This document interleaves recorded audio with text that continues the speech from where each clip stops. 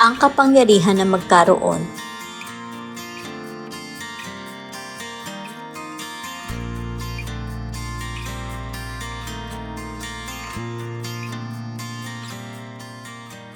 Lumapit si Jesus sa isang lalaking lumpo at sinabing, "Tumayo ka at lumakad." Maaaring sinabi ng lalaking lumpo, "Hindi mo ba nakikita na ako ay lumpo? Pagalingin mo ako at lalakad ako." Ang biyaya ng Diyos ay palaging dinadala tayo lampas sa mga limitasyon ng ating kapangyarihan at kakayahan. At dinadala tayo sa kanyang kaharian ng kapangyarihan at kakayahan. Ngunit, tulad ng lumpo, dapat tayong maging handa na gawin ang hindi natin magagawa. Halos lahat ng nahihirapan sa ideya ng pagbabago dahil alam nilang wala silang kapangyarihang magbago. Sinubukan nila at nabigo. Gumawa ng mga resolusyon. Ginawa ang lahat sa loob ng kanilang makakaya at madalas na nahihirapan sa parehong mga issue. Kung sinubukan mo na ang lahat ng alam mong magbago at nabigo, mabuti. Ngayong alam mong hindi mo na kaya, malaya kang magpatuloy sa pag-unawa kung paano ka mababago ni Kristo sa iyo.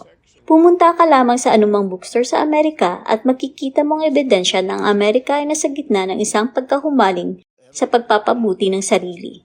Ang mga tao ay nangangailangan ng tulong. Ang mga aklat na pangtulong sa sarili at mga programang pamotibasyon ay naging uso sa bansa. Milyong-bilyong dolyar ang ginagastos bawat taon ng mga taong naghahangad na maging ang taong gusto nilang maging. Gayunpaman, ang isang pagtingin sa mga estatistika ay nagsasabi sa atin na napakaunting pag-unlad ang nagaganap. Tumaas ang krimen, ang galit sa kalsada, mga pagpatay sa paaralan, at lahat ng posibleng paglabag sa dignidad ng tao ay tila tumataas. Ang mga grupong pangrelihiyon na nagsasabing mayroon silang mga sagot ay nagpapatayan sa ngalan ng kanilang Diyos. Kahit ang mga Kristiyano ay tila nahaharap sa marami sa parehong mga issue sa relasyon at emosyonal tulad ng mga hindi Kristiyano. Kaya kung ang lahat ay nagsisikap na umunlad, bakit hindi ito bumubuti? Bakit nakakakuha ng magandang impormasyon ang mga tao at nahihirapang magbago? Simple lang ang sagot. Ang impormasyon at pagbibigay kapangyarihan ay hindi pareho. Naniniwala ako sa kabutihan ng pag-aaral. Ngunit ang pag-aaral ay naging hadlang sa kulturang kanluranin. Itinaas natin ang kaalaman kaysa sa paggawa o pagiging. Ang kaalaman ay nagdudulot ng pagkabigo kapag hindi natin maisip ang mga paraan upang maipatupad ang ating nalalaman. Ang pantulong sa sarili ay gumagana lamang sa antas na matutulungan ng isang taong sarili. Ito ay nakasalalay sa personal na kapangyarihan at pagpipigil sa sarili. Lahat ng mga materyales sa pansariling tulong sa mundo ay may isang pangunahing depekto. Gumagana lamang ang mga ito para sa mayroon ng mataas na antas na personal na lakas at karakter. Kaya, habang ang ilan ay nakakakita ng kaunting pagbuti, karamihan sa atin ay nabibigo at nadidismaya lamang dahil sa ating kawalan ng kakayahang gawing epektibo ang impormasyon sa anumang makabuluhang antas. Hindi ito isang bagong problema. Makakakita tayo ng ebidensya ng parehong bagay sa lumang tipan. Itinanong ni Propeta Jeremias ang tanong na ito, "Mababago ba ng etope ang kanyang balat o ng leopardo ang kanyang mga batik? Ni hindi kayo makakagawa ng mabuti na sanay sa paggawa ng kasamaan." Jeremias, Kabanata 13, taludtod 23. Ang tanong na ito ay tinanong mula pa noong simula ng sibilisasyon. Maaari bang magbago ang mga tao? Ito ay pinagdedebatihan sa loob ng maraming siglo ng mga pinakadakilang kaisipan ng mundo. Sinabi ng mga dakilang pilosopo, tagapagturo at mga kilalang pinuno ng relihiyon sa mundo na ang kaalaman at edukasyon ay maaaring magpabago sa tao. Mapagkumbaba ako nag-aalok ng isang simple ngunit naaayon sa banal na kasulatan na pananaw. Bukod sa tulong ng Diyos, ang mga tao ay maaari lamang magbago sa antas na mayroon silang personal na lakas. Tiningnan ng Diyos ang sangkatauhan at ang kanyang kawalan ng kakayahang umangat sa kanyang antas ng personal na kapangyarihan. Nais niyang tiyakin ang lahat ng kanyang mga pangako sa bawat tao. Ngunit magiging imposible ito kung ito ay nakasalalay sa kakayahan ng bawat tao. Ang mga taong nangangailangan ng pinakamalaking pagbabago ay ang mga taong may pinakamababang kakayahan. Sa Roma, Kabanata 4, taludtod 16, isinulat ni Pablo, "Kaya't sa pananampalataya ay maaaring maging ayon sa biyaya. upang ang pangako ay maging tiyak sa lahat ng binhi. Binigyan ng Diyos ang bawat tao ng sukat ng pananampalataya. Tiniyak niya na mayroon tayong sapat na pananampalataya upang magtiwala sa Kanya. Itinanim niya ang binhi ng pananampalataya sa atin noong nilikha.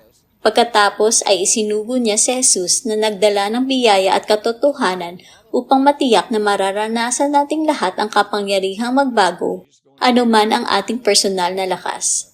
Kita mo, ang impormasyon lamang ay hindi kailanman sapat upang magdulot ng uri ng pagbabago at paglago na hinahangad ng karamihan sa atin.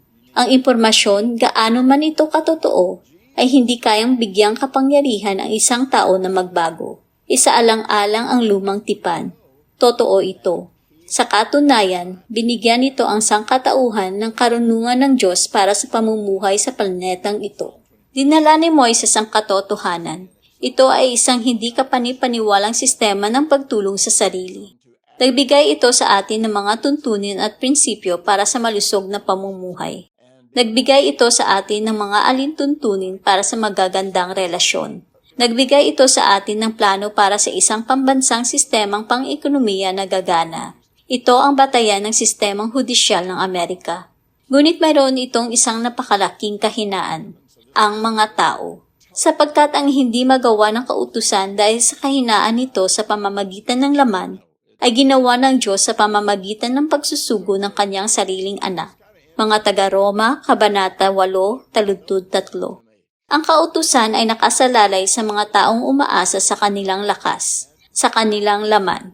Kung ang mga prinsipyo ng kautusang ibinigay ng Diyos ay hindi nagbigay sa tao ng kapangyarihang magbago, kaduda-duda kung anumang aklat ng pagtulong sa sarili ay makapagbibigay sa atin ng kapangyarihang magbago. Kaya, ano ang gagawin natin? Hahayaan ba tayong magsayang ng ating mga limitasyon? Kahit isang minuto lang? Sa ating paghahangad ng pagbabago, hinanap natin ang mga sagot sa lahat ng dako. Ang agham ay tumitingin sa kosmos.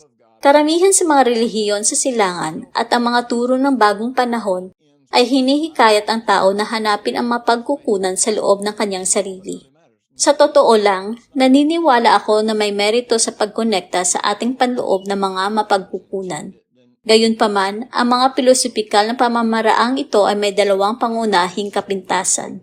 Una, inilalayo nila ang tao mula sa mapagkukunan ng Diyos.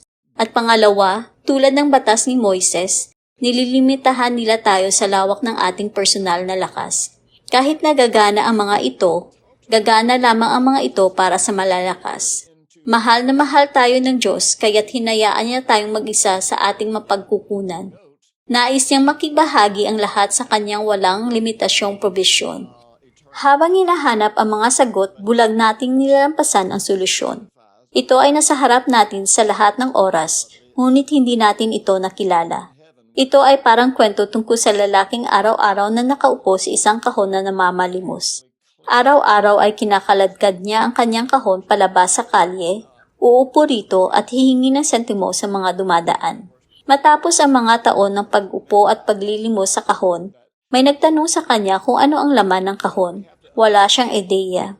Isa lamang itong kahon na natagpuan niya ilang taon na ang nakakalipas. Tamang-tama ang taas nito para maupo habang naglilimos. Hindi niya naisip na tingnan ang loob nito. Nang sa wakas, ay magpasya siyang tingnan ang loob ng kahon, natuklasan niya na puno ito ng pera. Sapat na ang pera para mamuhay siya ng komportable sa buong buhay niya. Mayroon tayong kayamanan na hindi natin lubos na nakilala. Tulad ng mga pulubing nakaupo sa isang kahon ng pera, hindi natin natuklasan ang kayamanan ng biyaya ng Diyos. Ang biyaya ay ang kakayahan, kapasidad, banal na impluwensya, at kapangyarihan ng Diyos na gumagana mula sa puso at ibinibigay ng walang merito. Sa madaling salita, ang biyaya ay ang kakayahan ng Diyos na gawin ang wala akong kakayahang gawin. Nang dumating si Jesus, hindi niya tayo dinala sa katotohanan lamang. Dinala niya sa atin ang kakayahan at kapangyarihang ipamuhay ang katotohanan at maging kung sino talaga tayo na nilikha. Itinataas tayo ni Jesus, lampas sa mga limitasyon ng ating personal na kakayahang magbago. Inilalagay niya sa atin ang kapangyarihan ng makapangyarihang Diyos. Ang lahat ng kung ano ang Diyos, ang lahat ng kanyang magagawa, at ang lahat ng kanyang dakilang kapangyarihan ay nasa atin ngayon. Ibinibigay ito ng Diyos ng walang bayad sa bawat tumatanggap sa kaloob ni Jesus. Pagkatapos ay sinusugo niya ang banal na Espiritu upang manirahan sa atin bilang ating pinagmumulan ng lakas at kapangyarihan. Sa Kolosas, Kabanata 1, taludtod 25 hanggang 27, inihayag ni Pablo ang puso ng walang hanggang misteryong to, na siyang nagtataglay ng sikreto sa personal na pagbibigay kapangyarihan. Ito ang kayamanan sa sisidlan. Ako'y naging ministro ayon sa pangangasiwa mula sa Diyos na ibinigay sa akin para sa inyo, upang matupad ang salita ng Diyos. Ang hiwaga na nalihim mula sa mga panahon at sa mga henerasyon, ngunit ngayon ay pinahayag na sa kanyang mga banal.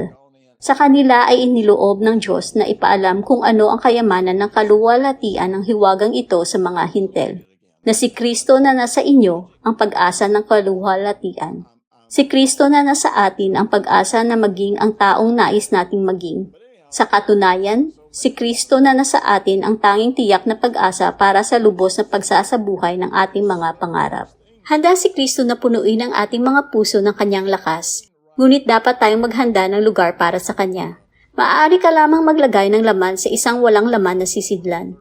Kung puno ang sisidlan, wala itong kapasidad na maglaman ng iba pa. Parang pagbili ng mga bagong damit at pag-uwi sa isang aparador na puno ng mga luma at sirang damit. Kung hindi mo aalisin ang luma, wala kang lugar para sa bago. Ang ating mga puso ay puno ng paraan ng paggawa natin ito. Ang ating mga puso ay puno ng ating sariling lakas. Ang ating pagdepende sa ating mga kalakasan ang pangunahing balakid sa pagdanas ng lakas ng Diyos. Ang tanging paraan upang maalis natin ang ating mga sarili ay sa pamamagitan ng pagbabago ng ating pinagkakatiwalaan. Kapag binabanggit ng Biblia ang tungkol sa pagkamatay sa sarili, ito ay isang pangunahing aspeto ng proseso. Hanggat patuloy tayong umaasa sa sarili, na umaasa sa ating sariling lakas, makakamit lamang natin ang abot ng ating personal na kakayahan. Upang makapagpatayo ng isang mataas na gusali, kailangan mo munang maghukay ng malalim na butas. Ang katotohanan ito ay tila kakaiba sa isang taong hindi pa nakakakita ng skyscraper. Kung dadalhin mo siya sa lugar ng konstruksyon ng pinakamataas na gusali sa mundo, sa pinakamahalagang bahagi ng yugto ng konstruksyon, hindi niya makikita ang bakal na itinatayo ng daan-daang palapag sa ibabaw ng lupa. Makakakita siya ng mga taong naghukay ng malalim sa lupa. Sa una ay halos walang saysay. Ngunit ang paghuhukay ng malalim na butas ang pinakamahalagang bahagi. Ang isang matibay na pundasyon para sa iyong gusali ay nangangailangan ng malalim na butas. Dapat mong alisin ang lupa at palitan ito ng iyong material na pundasyon. Kung masyadong mababaw ang pundasyon, ang gusali ay babagsak.